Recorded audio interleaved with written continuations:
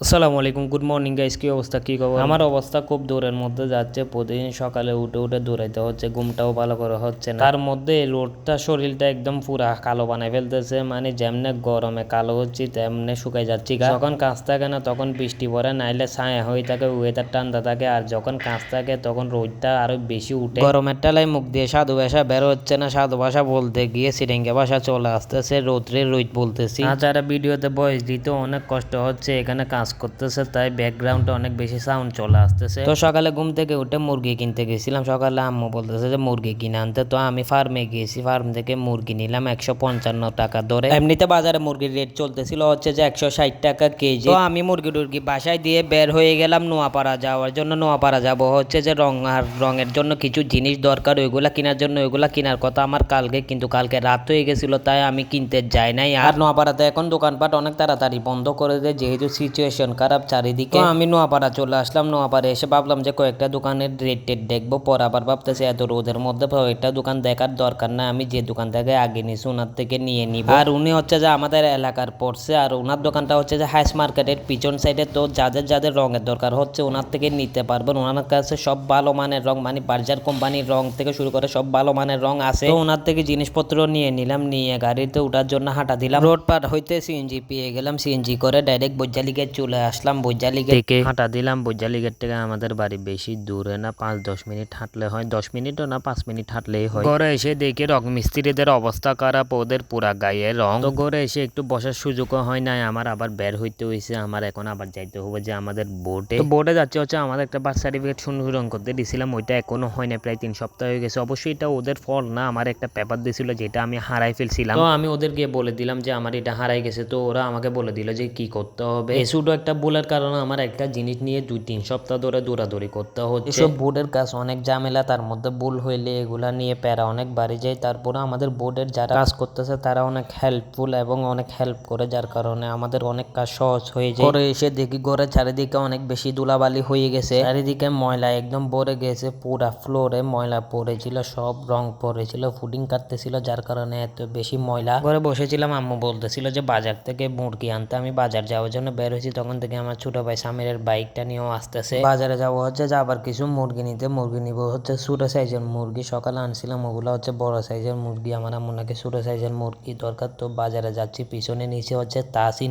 বাজারে এসে একটা পরিচিত দোকানে মুরগি দেখলাম, ওইখানে গিয়ে দেখে আমার যে সাইজের মুরগি খুঁজতেছি ওই রকম নাই। পরে আরেকটা দোকানে গেলাম, আরেকটা দোকানেও তেমন সাইজের মুরগি ছিল না, বাট মোটামুটি যা ছিল মিলাই জুলাই নিয়ে নিলাম। মুরগি নিয়ে গাড়িতে বসে গাড়ি টান দিলাম। গাড়ি থেকে যখন নামলাম দেখলাম যে মুরগির রক্ত গাড়ি সিটে লেগে গেছে। পরে তাসিন আর সামির মিলে ওগুলা পরিষ্কার করলো। আর আমি মুরগিগুলা নিয়ে বাড়িতে দিয়ে আসলাম। বাড়িতে দিয়ে একটু বের হইলাম, বিকেল হয়ে গিয়েছিল। এসে আমি একটু পুকুর ঘাটে বসলাম, জিতুও আসলো, জিতুর সাথে কিছুক্ষণ আড্ডা দিলাম। আজকের ভিডিও এতটুকু, ইনশাল্লাহ নেক্সট ভিডিওতে দেখা হবে। আল্লাহ হাফেজ।